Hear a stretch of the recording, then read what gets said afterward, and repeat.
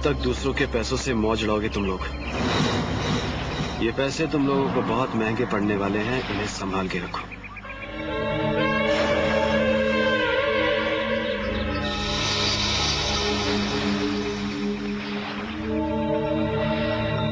ये किसने किया यार?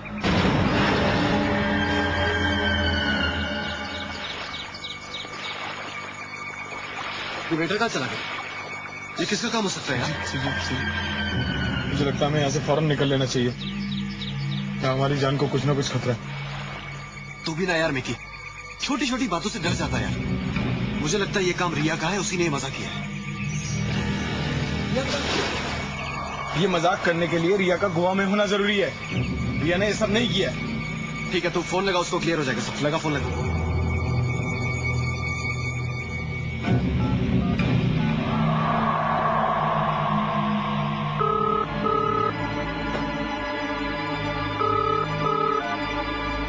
हेलो। हाँ रिया, मैं मिक्की बोल रहा हूँ। मिक्की, कहाँ हो तुम लोग? हम गोवा में हैं। अच्छा रिया, एक बात बताओ, तुमने कोई मैसेज भिजवाया था हमारे लिए?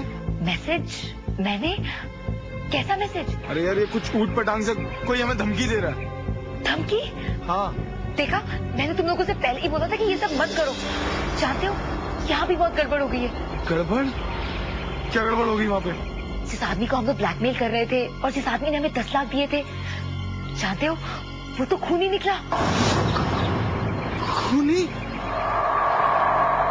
हाँ, उसने पाली हिल में किसी औरत का खून किया और भाग गया। सीआईडी की स्पेशल ब्यूरो टीम उसे ढूंढ रही है। मैं तुझसे बाद में बात करता हूँ भैया। बाय। एक मिनट मेरी बात। Hello hello. क्या हुआ? सुजीत, जिस आदमी से 10 लाख रुपए वो खूनी है, उसके पीछे सीआईडी स्पेशल ब्यूरो की टीम है। तू यहाँ से चल भाई, चल। नैना बीके एसोसिएट्स में काम करती थी। वहां के सीनियर मैनेजर राघव की सेक्रेटरी थी वो। नैना के बारे में एक और इंटरेस्टिंग बात पता चली है। क्या? वो अपने ऑफिस में बहुत पॉपुलर थी।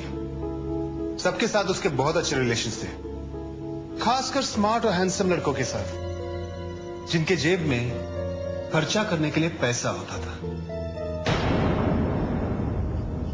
अक्षय, अच्छा होता अगर तुम ये भी पता लगाते कि नैना ने उस दिन ऑफिस में किससे बात की थी। सामने वहां के टेलीफोन ऑपरेटर से बात की थी। उसका कहना है कि उसकी नैना से बात हुई नहीं थी, तो शायद नैना ने डायरेक्टली एक्सटेंशन डायल कर दिया होगा। इसीलिए पता लगाना मुश्किल है कि किससे बात हुई थी।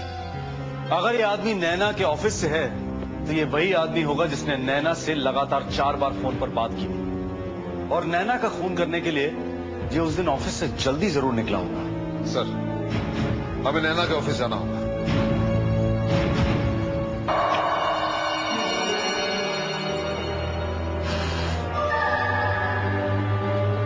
सुजीत। जी पापा। कहाँ था तू?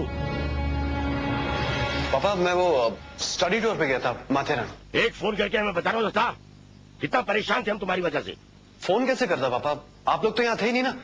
मैंने सोचा आप लोगों के आने से पहले मैं वापस आ जाऊंगा। सुजीत, तुम कुछ छुपा तो नहीं रहे हो ना हमसे? नहीं मामा, मैं क्यों छुपाऊंगा। ये नैना कौन है? नैना? कौन नैना? सीआईडी स्पेशल ब्यूरो वाले आए थे। क्या सीआईडी स्पेशल ब्यूरो वाले?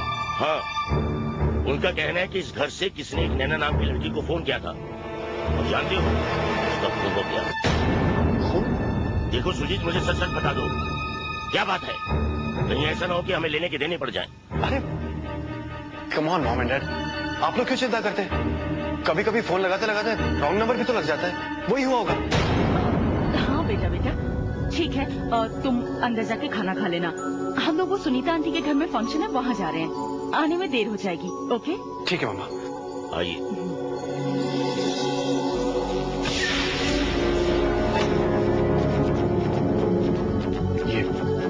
ये सीआईडी स्पेशल ब्यूरो वाले मेरे पीछे क्यों पड़ गए?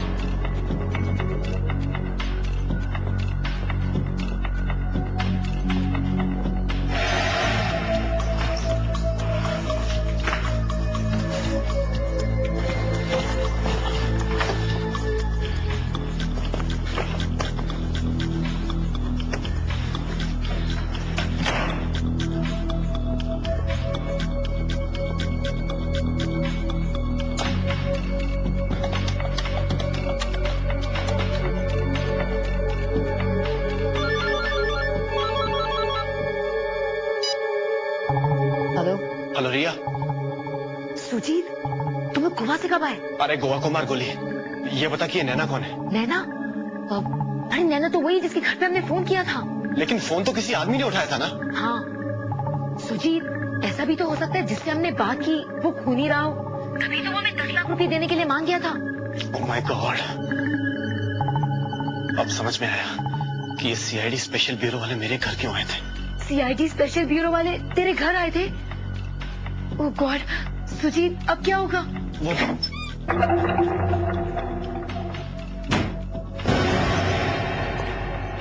रिया, मैं तुझे बाद में फोन करता हूँ, लगता है कोई आया है।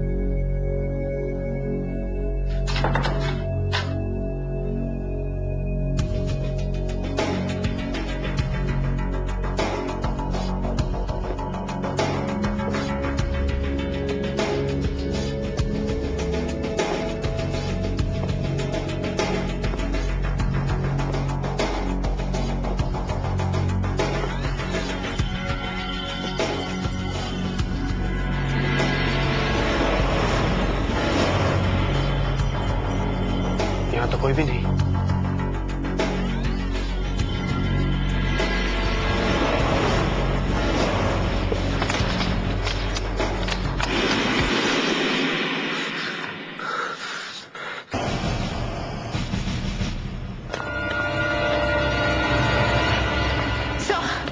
क्या हुआ?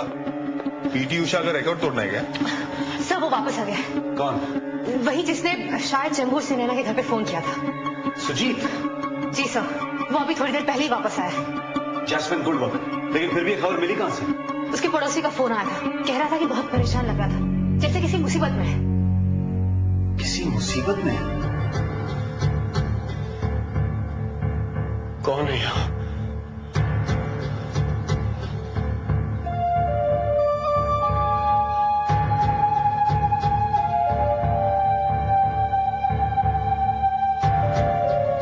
ये क्या है?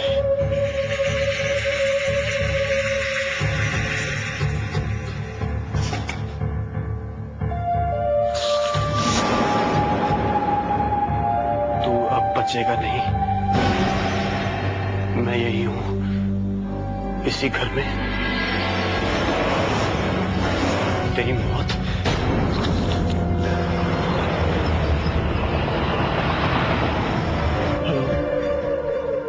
हेलो हेलो,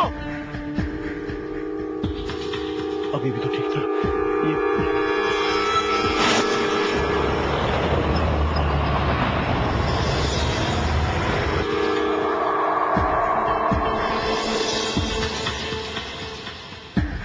कौन है? कौन है?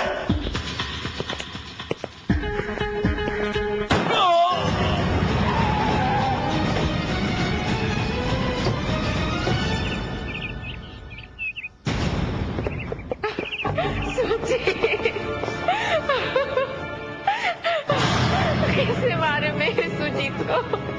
ओह माय गॉड, सोमनाथ जी ये सब कैसे हो गया? देखिए ना सर, दोपहर को सुजीत वापस आया अपने स्टडी टूर से। स्टडी टूर से? जी हाँ, कह रहा था कि माथेरान गया था। फिर क्या सर, हमने से आते ही उस लड़की नैना के बारे में पूछा तो कहने लगा कि ये कुछ नहीं जानता नैना के बारे में। हमें अपने किसी दोस्त के फंक्शन में जाना था, इसलिए हम उससे कुछ ज्यादा नहीं पूछ सके सर। कितने बजे निकले थे आप लोग? यही सर कोई 1-1:30 बजे के करीब, और जब वापस आए तो देखा कि हमारे बेटे की लाश पड़ी हुई है।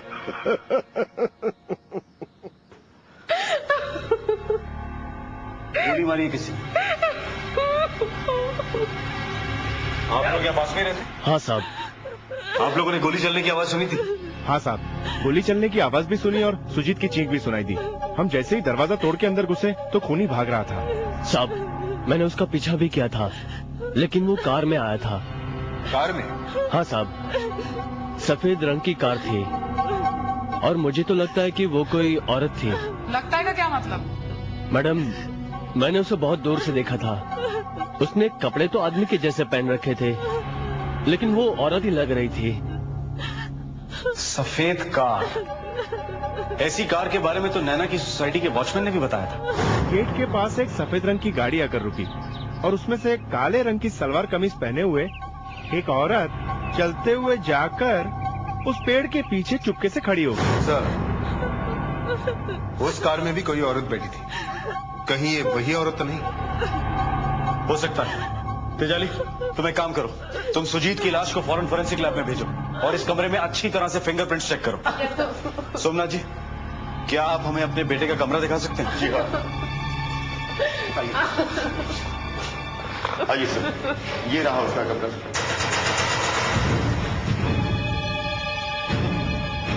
अक्षय, पूरे कमरे की तलाशी। जी सर।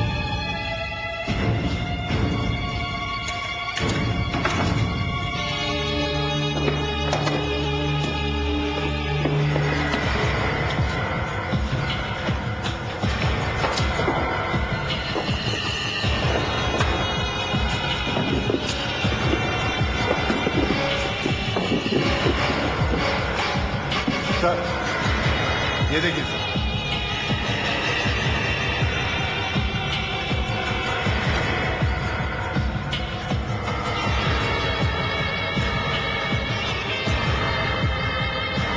सोमनाथ जी, ये बैग आपके बेटे का? जी हाँ। सोमनाथ जी, आपको तो मालूम होगा कि माथेरान में कोई एयरपोर्ट नहीं है और आपका बेटा हवाई जहाज से गया। हवाई जहाज से? जी हाँ, और वो माथेरान नहीं, गोवा गया। गोवा? सोमनाथ जी, और वो वहां पर 5 स्टार होटल में ठहरा था। बैग के ऊपर एयरलाइंस और होटल का टैग लगा हुआ है। सर, मुझे समझ नहीं आता कि सुजीत ने हमसे झूठ किसने कहा। और सर, मैं तो उसे इतना पॉकेट मनी देता ही नहीं कि वो हवाई जहाज से सफर कर सके या किसी 5 स्टार होटल में रह सके।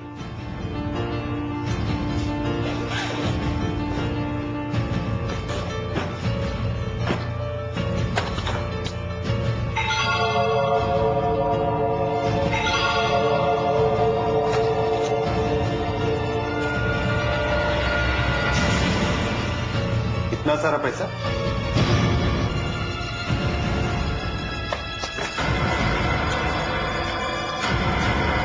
इतना कीमती सामान सुजीत के पास ये सब आया कहां से? सर, ये पीछे के दरवाजे पे फिंगरप्रिंट्स मिले हैं और एक कागज मिला है, धमकी लिखी हुई है इस पे। धमकी? तू अब बचेगा नहीं, मैं यही हूं इसी घर में, तेरी मौत। ओह माय गॉड, किसी ने बहुत प्लानिंग के साथ खून किया है सुजीत का। अक्षय, एक एक चीज को ब्यूरो में लेकर चलो।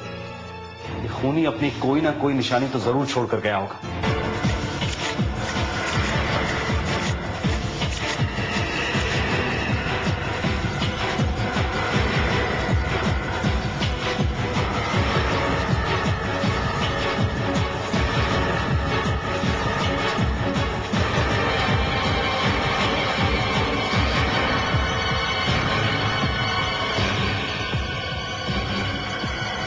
ये देखिए सर, इन नोटों की बंडल्स पे बैंक का सील लगा हुआ है। कौन से बैंक की seal? GNG cooperative bank. Great.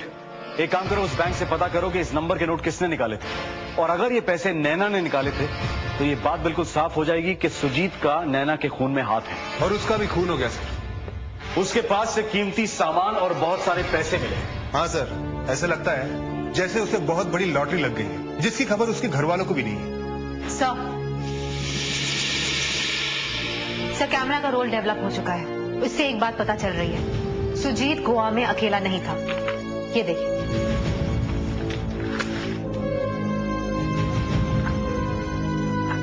लेकिन ये है कौन?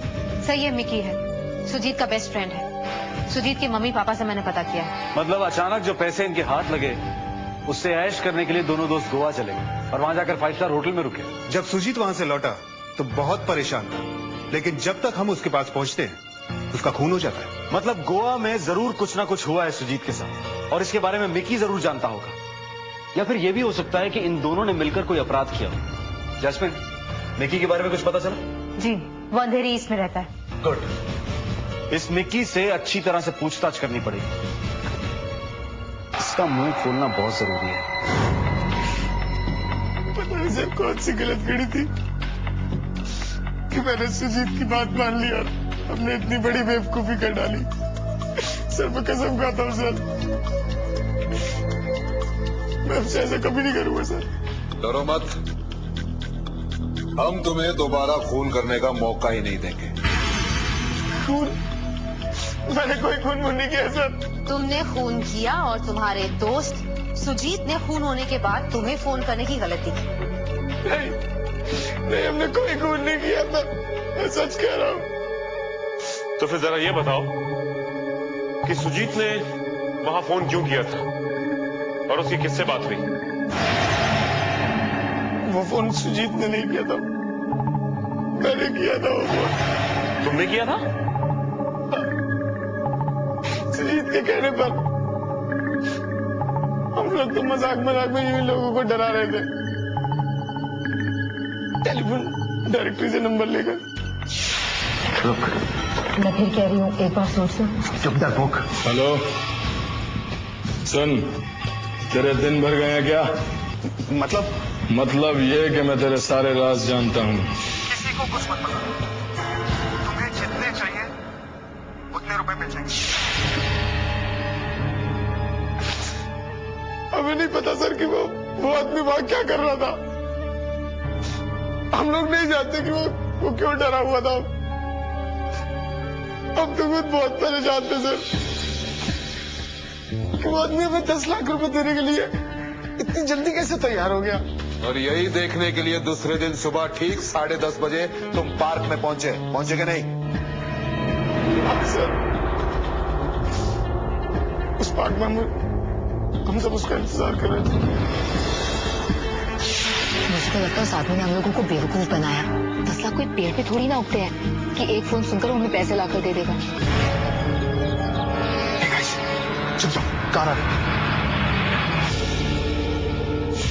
उसने वो सूटकेस डस्टबिन में भी फेंक दिया।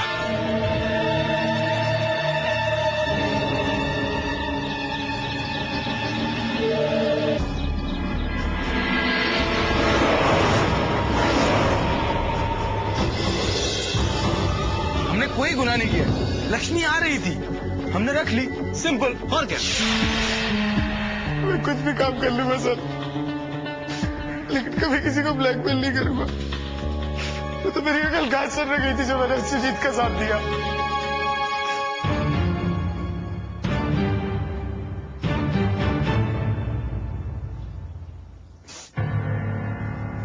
ये लीजिए सर, मेरे इससे ज्यादा पैसा है। ये पैसा ही मुसीबत है। यूं मजाक में इतनी बड़ी मुसीबत में फंस जाएगा ये हमने नहीं सोचा था सर।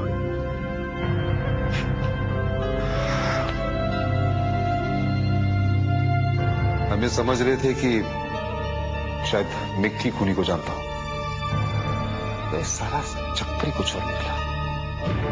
ये लड़के उस खूनी को ब्लैकमेल जरूर कर रहे थे, लेकिन इन्हें खुद नहीं पता था कि वो था कौन। इस बात का पता हमें नैना के ऑफिस से चल सकता है। शायद खूनी अभी भी नैना के ऑफिस में छिप कर बैठा है। मैंने सोचा बहुत हो गई वो खबरें गिरी, अभी मैं एक बिजनेसमैन बनूंगा सर। देखिए मिस्टर अरविंद, हमें शक है कि नैना के खून में शायद आपके ऑफिस में काम करने वाले किसी इंसान का ही हाथ है। अच्छी तरह से देखिए, पूरे 10 लाख रुपए मैं कहां गया था, किसके साथ गया था, ये बताना जरूरी नहीं समझता हूं। और आपके गुनाहों का सबसे बड़ा सबूत है वो 10 लाख रुपए जो आपने कंपनी के लॉकर में से निकाले थे। देखिए, जब तक नैना का खूनी पकड़ा नहीं जाता तब तक हमें हर उस आदमी पर शक रहेगा जिससे नैना किसी न किसी तरीके